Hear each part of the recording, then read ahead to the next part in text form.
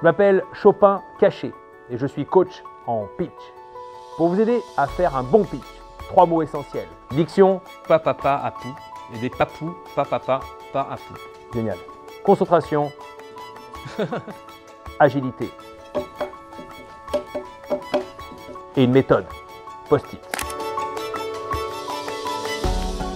Alors je m'appelle Stéphane Zimmerli, je suis dessinateur, scénographe de théâtre, architecte et musicien.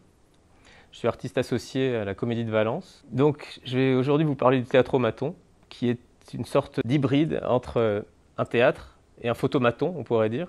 Un petit cirque magique et ambulant. Marc Lenné venait d'arriver à la direction de la Comédie de Valence, et là est arrivé ce blocage généralisé, toute activité culturelle, humaine en général, et la dissociation entre les êtres, le public qui devient une entité virtuelle presque.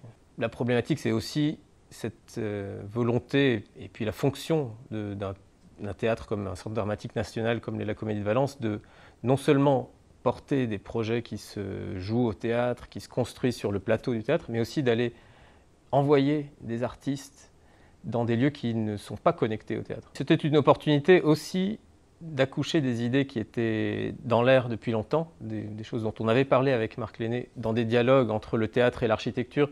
La notion du théâtre hors les murs, d'inventer des dispositifs flexibles qui puissent se glisser dans la ville, qui sortent du théâtre, qui viennent apporter la fiction et raconter des histoires n'importe où. Alors la conception du théâtromaton, elle vient d'abord de la fonction, c'est bien de faire des ateliers d'action culturelle. Donc c'est une structure légère qu'on va pouvoir assembler, monter en peu de temps dans des institutions qui nous le demandent. Très simplement, c'est une sorte de petite structure peinte en noir, comme un théâtre, où on est entouré par un rideau qu'on tire autour de soi, et en face de soi, on a une sorte de niche, d'alcôve, où le visage d'un acteur ou d'un metteur en scène ou d'un musicien apparaît et nous dirige dans un atelier d'écriture, de chant, de danse. Donc le théâtromaton, ça pourrait ressembler à ça, d'après les premières esquisses qu'on a faites en discutant avec Marc.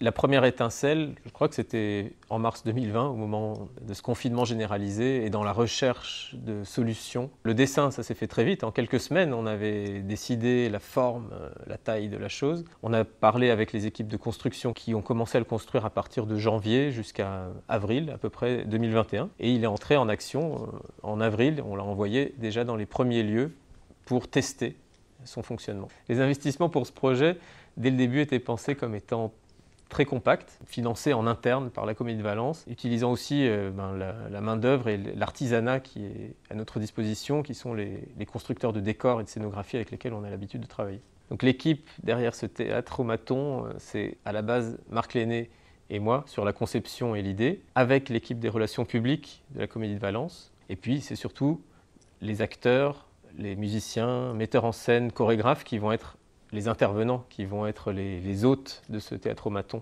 Puisque maintenant, on a échangé ensemble pendant un long moment et qu'on a bien compris l'identité même et forte du projet, j'ai envie de vous proposer de le faire mais en live pendant 30 secondes à un inconnu qu'on va trouver à la médiathèque.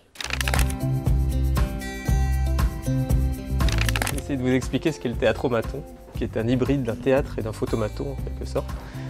Un micro-théâtre pour une personne, qui est un morceau du théâtre qui se balade dans des lieux dans lesquels on va proposer à des participants d'entrer dans cette cabine entourée par un rideau noir et par un écran interposé et une caméra, on va pouvoir parler à un acteur, un musicien ou un metteur en scène qui va nous faire des actions, nous faire entrer dans un monde de théâtre un peu magique, l'espace de 20 minutes.